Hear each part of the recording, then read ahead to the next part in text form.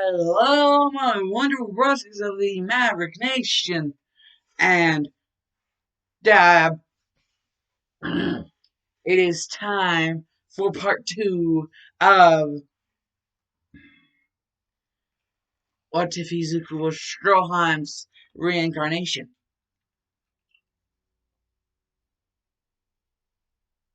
Mm. Oh, that liquid goodness.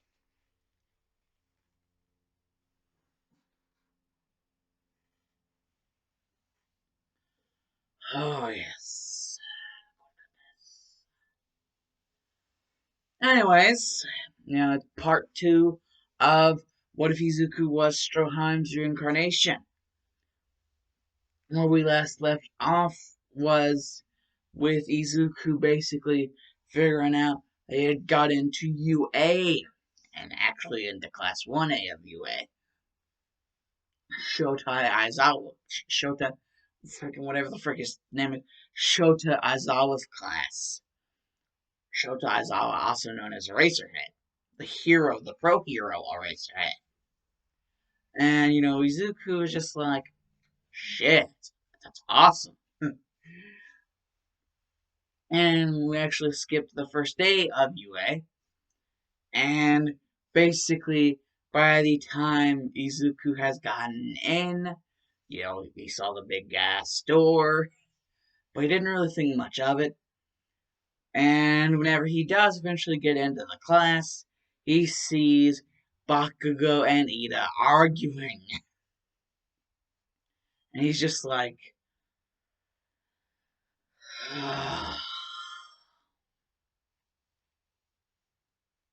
he just curses to himself in German. Bakugo doesn't understand it. Ida doesn't understand it because they don't understand German. And they're just really confused. Like, what did he say? And, Izuku's just like, it's none of your business, Four Eyes. And also Bakugo. It's none of your business either. So, I suggest get off my ass about it. And Bakugo just gets pissed and is gonna run after him. But, Aizawa just stops that real quick. And, Izuku was like, if I didn't know better, I would have thought that he did that because he liked me. Yeah, he's like, if I didn't know better. And, you know, freaking Ida is just like, well, shit, okay, I'm just going to sit down. And, Aizawa says the whole thing about, you know, it's my class, my rules, we're not doing any of that orientation bullshit, so go into your freaking, getting your PE clothes, because we're gonna do a quick apprehension test outside. And because of just how like armored up, full metal, his quirk full metal. If you guys forgot the name of his quirk, I don't know how many people will actually remember anything that I say. Like, just saying, you know, because of his quirk, he like just darts straight in, and you know, Bakugo and Ida and Uraraka, like Ochako Uraraka, they're the first ones, like the closest ones to like actually like getting towards them, and even Shoto to some extent, but that's because of his eyes, and Ochako because of her gravity thing, and Bakugo just explosive speeded his way into this, and Ida, his entire quirk has to do with speed, so go figure.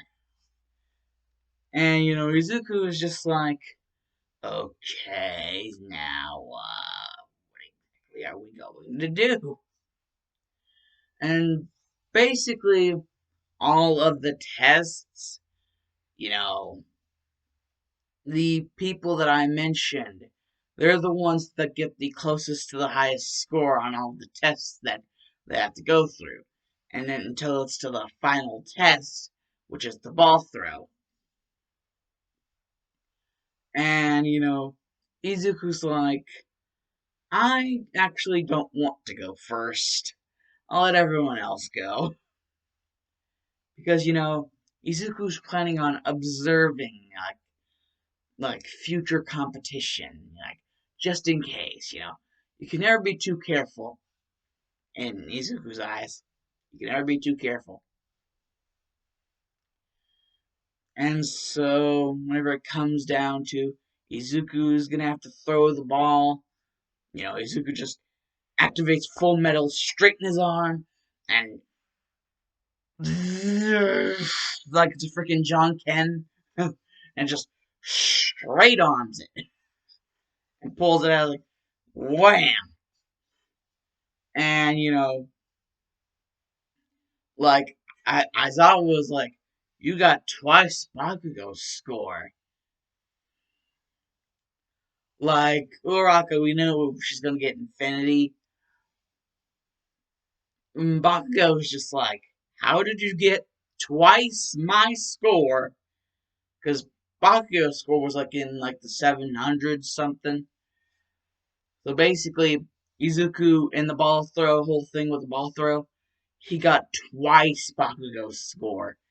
He could have got three times, but he wasn't really feeling it. He didn't really feel like he wanted to show off that much.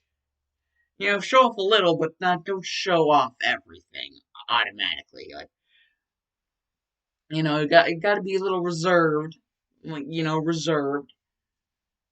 And Izuku's good at doing that. He's good at like seeming all calm, cool, and collected, but really inside he's really itching to get to the point.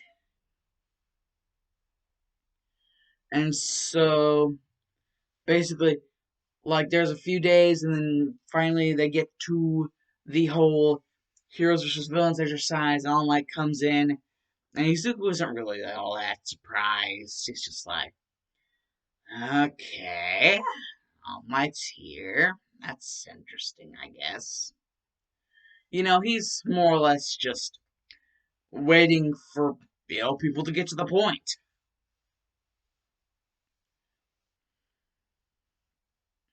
He's more of a in the now kind of guy. He's red. He's wanting to get to the point here and now. And so I'm just he's like basically it'll be a team of two heroes, team of two villains, and you know before anybody can go in, the villains will go in first, and they'll choose where to put the bomb, and basically before any of that happens, you gotta put on your hero costumes. And Izuku's like, his hero costume, he's afraid people might be a little sketchy about. Because, you know, his hero costume kind of looks like what Strohiem was wearing whenever he got off by cars. That's kind of what Izuku's hero costume looks like. Basically, what Stroheim was wearing before he got off by cars. And, a monocle. Because, he has that. I said whenever he grew up, he was going to have a thing about monocles. For those of you that don't believe me, you know, basically he just comes out and he's like, okay, so who am I paired up with? He basically heard that the enemy team was going to be Bakugo and Ida. And so he's like, okay, who am I paired up with? And Uraraka comes out there very slowly because she isn't really sure. Someone wearing that kind of drip as their hero costume, like, they are honestly probably trying to make some sort of statement without actually talking. That's honestly probably what they're trying to do. And Ochako really is not feeling very comfortable about that kind of statement that she thinks Izuku is trying to make. Like, honestly, wearing what he's wearing. And Izuku's just like, well, who's my partner? Come on. And Ochako just finally steps out and she's like, I'm your partner. And it's just, Izuku's just like laughing his ass off, like internally laughing his ass off. Like, he's just like, oh, you're my partner. He's just like barely holding it back. Okay then. He's just like, okay then, let's go. And they enter the building, and same strategy as before. Ochako goes all the way up to where Ida is, and Bakugo's going down to where Izuku is. But Bakugo really didn't get a chance to see what the drip that Izuku was wearing, and so Bakugo kind of gets a little surprised, and he's like, "Izuku, is that you?" And Izuku takes this chance to open fire. And unlike the regular bullets, like, I don't really know how you could call them regular. I mean, they can like tear through almost anything, unless your name is Cars and you're a pillar man and your name is Cars, freaking Cars. Unless you're a pillar man and your name is Cars, they can pretty much tear through anything. Because like his normal bullets you think would be enough, but actually Izuku has a little bit of a surprise for everyone here. He can actually, he's been training with his quirk, and over the time that he's been training with it, he figured out that he can actually manipulate the kind of bullets that he can create. Like, they have the whole, like, tear through aspect, but he was also able to add something on. Add, like, something almost like a phosphorus, like a burning, like, and, like, inject that into, like, basically make the, little, like, shells, like, hollow them out. Because, like, usually, like, the shells are, like, solid, but he, like, hollows out the shells of, like, the rounds, and he hollows them out and puts, like, this burning material, like, burns on contact with whatever, like, the thing that it's stored in touches. So, like, as soon as you were to get shot with this, the thing inside, like, basically, the uh, the shell would like pop, and whatever was inside would be released. He's making those kind of bullets that are hollowed out, and once they're inside you, they pop and basically release whatever's inside. And he's kind of got a little bit of a burning material that he's stored into these hollow shells that he can use. He basically has a couple, like, magazines of them, a couple magazines of some, like, he calls them heat bullets or heat rounds. Yeah, heat rounds. Because, like, bullets, like, rounds of bullets. So he calls them heat rounds. Or even better, heat shells. Because, like, shotgun shell, like, pow, pow, pow. Yeah, like, heat rounds. So basically, he calls those heat rounds, like the stuff with like uh like like uh like the hot material or some sort of like material that is injected or like somehow put inside of the round or rounds. He calls those heat rounds. And he also has like hollow like rounds that he puts like a different type of material. Like he has two other rounds beside the heat rounds. Another type is like one where he has like a sort of like material that like as soon as it gets injected and it pops, it's like a freezing form of something. It's like some sort of freezing thing. He calls those frost rounds. And there's the third. Actually, he would have two more after that. He would have like one that whenever it popped inside of you, it would be like a polarisis, a polarisis, like an electric polarisis, like being tased, but like your insides being tased. And there would be not another one which would be just straight up poison. Like as soon as it popped, like all these different materials, all these different kinds of rounds, besides just the regular ones that tear through anything. So yeah, Izuku's been experimenting with how he can use his quirk. And so, he's like, Bakugo, you like using explosions, okay. So he just switches to his heat rounds, and whenever his heat rounds connect with Bakugo's explosions, it creates like a giant like fog, and like Bakugo can't really see Izuku, and Izuku's just like, well, shit, because he can't really see him either. So basically, what Izuku's planning to do here is, listen for the sound of Bakugo's movement. He listens for movement, and all like basically Izuku's standing perfectly still, and he's listening for the sound of movement. And as soon as he hears something get close to him, he basically like smash, bam, and basically something comes flying out of the other direction, like away from Izuku. So basically, he knows he connected with something. He connected with something, and what he connected with, he can see it flying out of the smoke. Eventually, it hits the ground, or I should say, he hits the ground.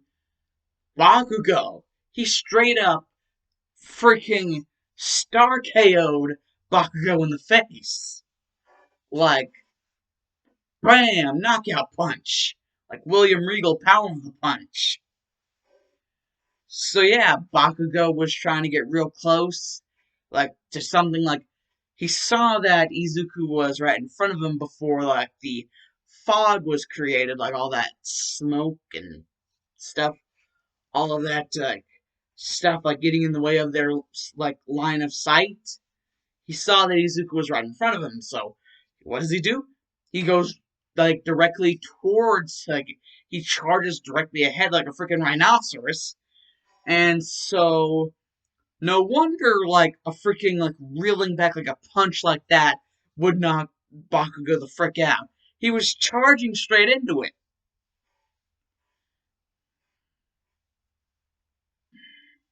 So yeah, he basically Bakugo basically just got knocked the F out. Like just Izuku was just like thinking like, okay. And while he's just like wrapping him up in that quirk nullification tape, and he just like goes up and like he's just like trying to like basically see why like All Might hasn't declared them the winners yet. And it's basically because Ochako and Ida are still going at it. And what? Izuku realizes that Ida has still not seen him. He's still under the cover of like the stairs, like going up to the area. He's still not completely gone up, but he can see them. Like Ida just can't see him, and so he just fires up a couple of normal rounds, and that bounce off the walls and kind of disorientate Ida, and Ochako just gets a free like a chance to like move in for the bomb, well, Ida's disoriented or whatever, and she just smacks it, and it's like, the heroes have won, and Izuku's just like, well,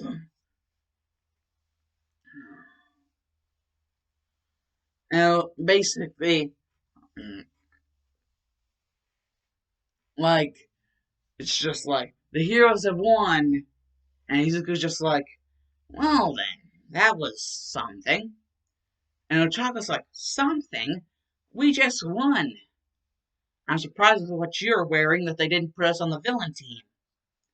And Izuku's just like, smacks Uraka's straight in the face.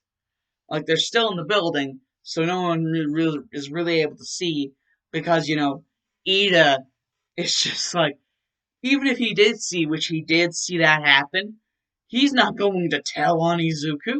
Hell no. He's not an idiot. Like, do you really think that man, after what happened before, like, and like the threat that he got, like, if like he got into UA, which he's pretty sure was going to happen, which did happen. Yeah, Ida is not looking to be on Izuku's bad side, like, ever. Even if even if it means he, like, has to leave Ochako out in the cold like that. Like, just have her get smacked and not say a thing, even though he just saw that happen.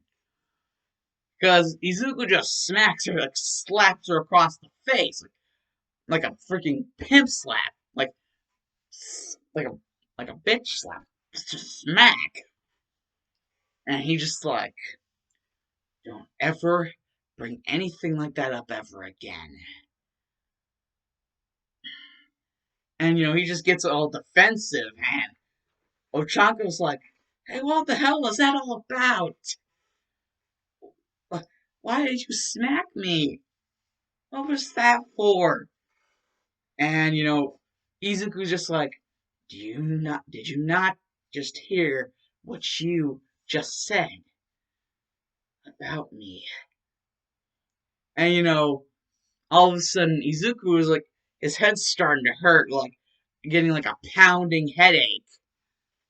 And like he's actually starting to kind of get like his vision is getting distorted.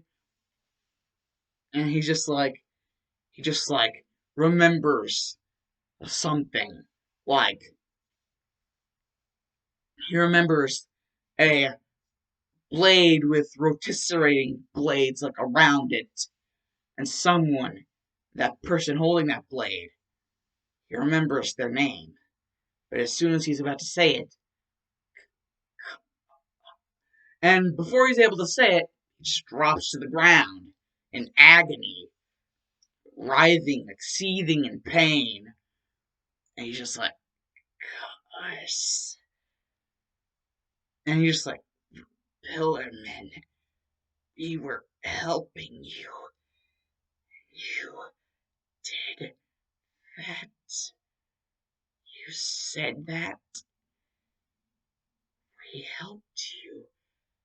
We helped you. If it wasn't for us, you wouldn't have been able to be successful in fighting them off.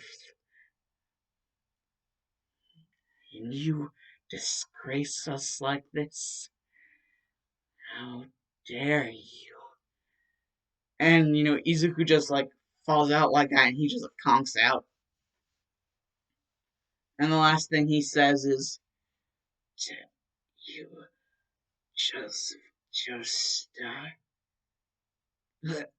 and just like Ochako, for some reason, she feels like she remembers that name.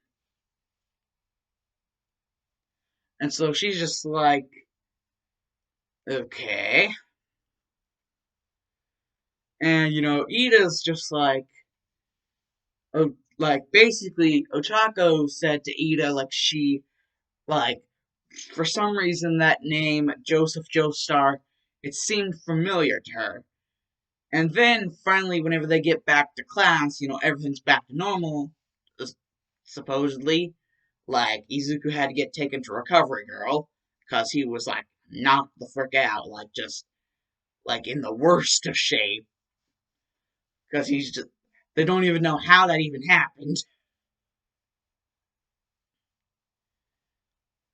He looks like in bad condition for some reason. Recovery girl, like, she's like wanting an explanation, and nobody's really able to give anything to her, or like willing to, because like Ida doesn't want to say anything. And Ochako was just bewildered by all this, and she's still stuck on the whole Joseph Joseph Joestar thing, because she, some for some reason, it seems familiar. Like, she has no idea why, but it seems familiar to her.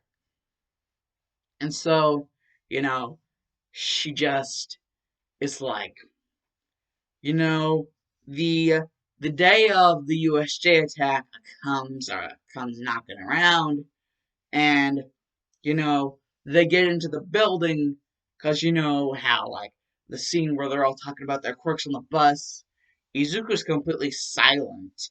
And whenever Ochako tries to like pry for more like information, like, Izuku is either like, I don't know what you're talking about, or he just turns his head. It's almost like he doesn't really want to talk. And Ochako is like, she thinks that she should say sorry, but really she doesn't really know what she's saying sorry about. Plus, Izuku's the one who made it physical. And so basically, whenever they eventually get into the USJ building, you know, 13 is there, and you know how we all know how Chaco feels about 13, the hero 13. And after like basically 13's done giving her spiel about how powers can be like dangerous, like quirks can be dangerous, and all that spiel. It's like Spielberg spiel. Steven Spielberg. Basically, Ochako's just like, um, 13? You mind me asking, do you remember anything about the name Joestar? The Joestar name? Specifically, Joseph Joestar. And 13 is just like, hmm. And she's just like, why did you ask that? And then all of a sudden the portals open up, and it's Shigaraki, Kirogiri, and freaking the Nomu, and all a bunch of these villains. And everybody gets like swapped around. And where Ochanko ends up, and like like freaking like Shigaraki's like, Kirogiri, put me close to her. I heard her saying something about a Joestar.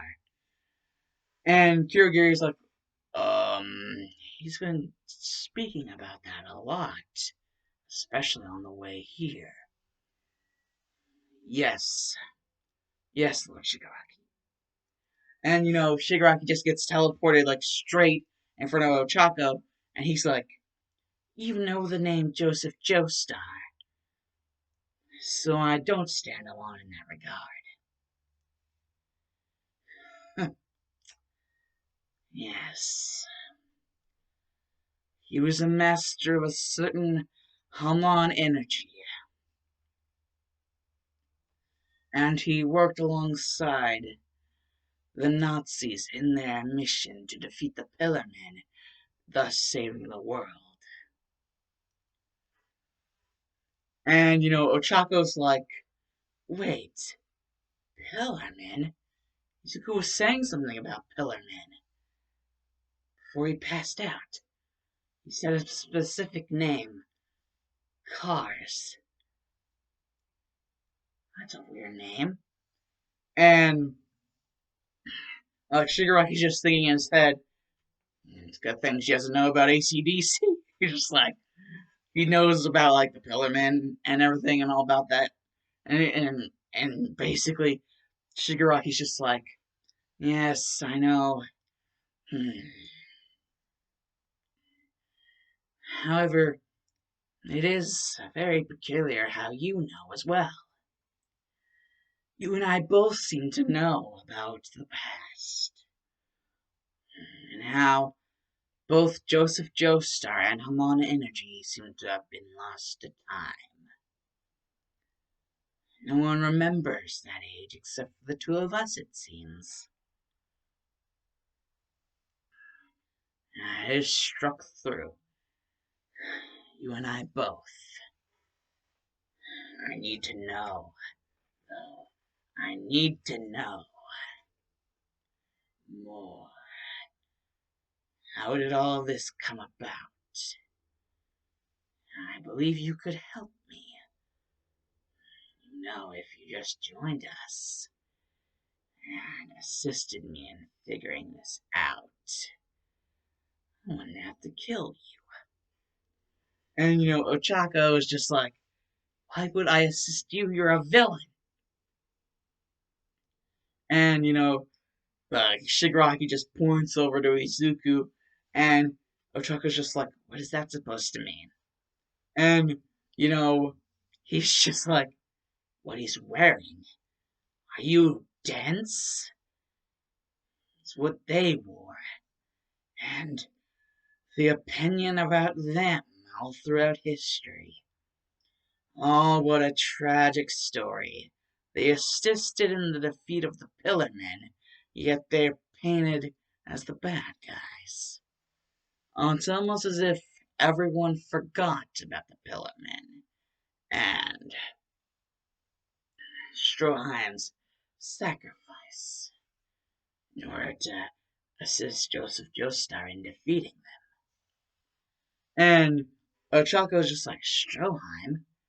Like, she remembers hearing, like, whenever, like, Izuku was berating Ida, like, hearing, like, a name, Stroheim, and then she's just like, he said he, like, called it, he preferred it. I think you may have a Stroheim right here. And, she points to Izuku, and, like, Shigaraki's like, what do you mean, girl? Start telling me what I want to know now. And Ochako's just like, short, like, basically, like, Shigaraki's just like, I want to know now. And Ochako's just like, my best guess is that Izuku must somehow be a reincarnation of Stroheim. The one you call Stroheim, at least. I don't know how, but that's the only real definite answer that I seem to come up with whenever I think about it. And the Shigaraki's like, so the boy's a reincarnation of Stroheim?